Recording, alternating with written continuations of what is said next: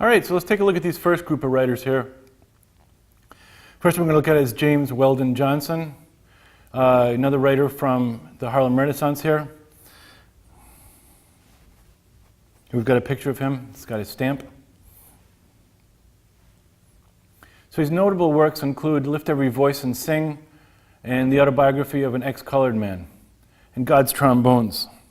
But what's curious about this, he's often referred to Lift Every Voice and Sing as the Black national anthem. It was chosen by the NAACP, where he was the first African-American executive secretary.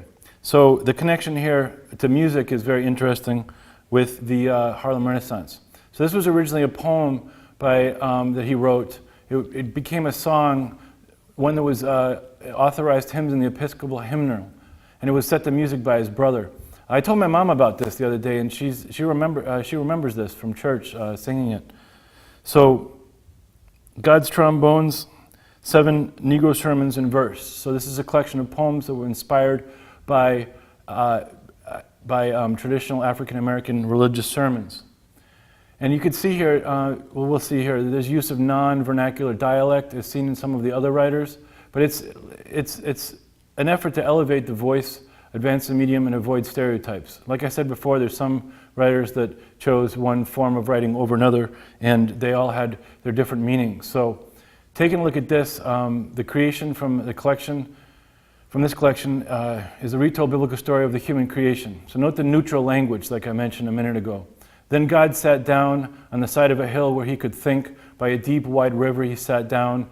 With his head in his hands, God thought and thought till he thought, I'll make me a man. So you could see some of the traditional forms in that. Moving on now to Robert Frost, perhaps the best known poet in the U.S. He won 4 Pulitzer Prizes. Here's a picture of him. Looks like has some of his work there, dressed up, got the tie back on. So he's not in tune with some of the modernist experimentations. He preferred colloquial speech, but more traditional versification, simple themes, local, rural, subject matter.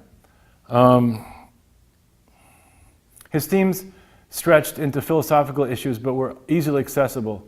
If you read some of his poems, you'll see how accessible they are, but they're different layers of interpretation. He's considered a regionalist, as a New England poet, and the poet laureate of Vermont. When I went to school in Vermont, I used to go up there and I'd see like the Robert Frost Trail, or and it was a very connection up there in the north of Vermont with his poetry. Very interesting. So he's connected to the New England landscape, the rural life, and the seasons. But inside of the descriptions, there's a contemplation of human existence, and this idea, sometimes in solitude, sometimes in harmony, but always in reflection. The nature is the backdrop for this.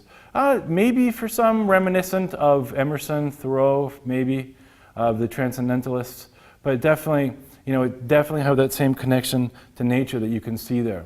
So these are some poems that I would suggest you read of his. His repertoire of poetry is amazing, but just a couple of simple ones I'd read here. You probably know The Road Not Taken. You probably know Stopping by Woods on a Snowy Evening. You may know Birches or Out Out. So Stopping by Woods on a Snowy Evening, just to take a quick look here at the form and how he writes. Whose woods these are, I think I know. His house is in the village, though. He will not see me stopping here to watch his woods fill up with snow. So you could see the rhyme scheme here. My little horse must think it queer to stop without a farmhouse near, between the woods and frozen lake, the darkest evening of the year. So here we've got queer, near, and year. So it's AABA, this type of rhyme scheme, something to think about for the future. Shake, mistake, sweep, flake. Same one here. I believe it was the same one in the first stanza also. Deep, keep, sleep, sleep. And here it is. This would be ending on a different level here. Deep, keep. But this is in miles to go before I sleep, and miles to go before I sleep. This is common, very common. Maybe you've heard this before. One of his more common lines and repeated lines that he wrote. Amy Lowell. She has a mix of traditional poetic style and experimental style. She started in the early British Romantic style, but then was influenced by the Imagists. And these are concise descriptions of some. Is this like a sketch that we saw before? A little bit different. But we're going to take a look at this idea of imagism a little bit later on. But it's just a concise description of one object, but definitely perhaps less experimental than what we saw before. It's avant-garde but accessible. She wrote some. These are some of her works here that stretched over a 13-year period. Sword blades and poppy seeds, colored glass, or a dome of many colored glass. And you can see here, what's o'clock? Some of the names are very modernist in style. So let's take a look at Azure and Gold, an excerpt here, an example of her first phase of poetry. This is more traditional. April had covered the hills with flickering yellows and reds. The sparkle and coolness of snow was blown from mountain beds. So you can see here there's a rhyme scheme in there.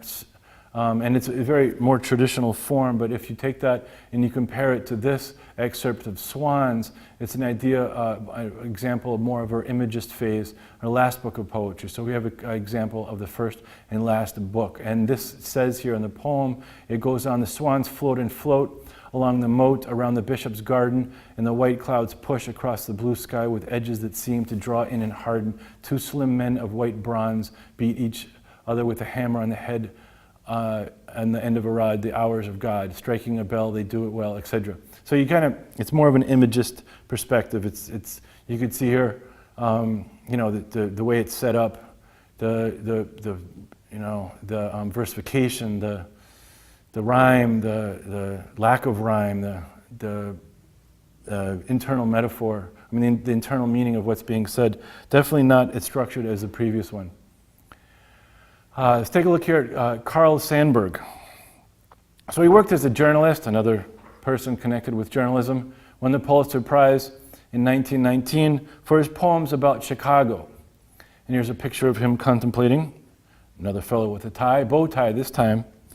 So he won the Pulitzer Prize in 1940 for his work on Lincoln. Very interesting, because here he won the Pulitzer Prize in history. But later he won the Pulitzer Prize in poetry for his complete poems.